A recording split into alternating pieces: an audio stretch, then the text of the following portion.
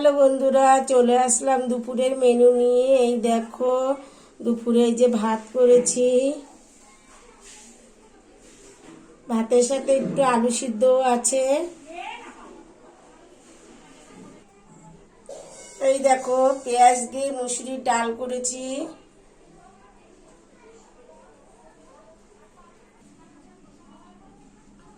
বাটা মাছ, রুই মাছ সব একসঙ্গে, অনেক মাছ ছিল, সেই একসঙ্গে করে নিয়েছি। এই দেখো, কষা কষা করে করেছি। আর এই দেখো বন্ধুরা, শুটকি মাছ করেছি। তোমরা কে কে খাও একটা কমেন্ট করে জানিও। আলু দিয়ে শুকনো শুকনো করে শুটকি মাছ করেছি। তা আজকের ভিডিওটা কেমন লাগলো একটা লাইক কমেন্ট করে জানিও। চলে আসবো নেক্সট ভিডিওতে। Tata, bye bye.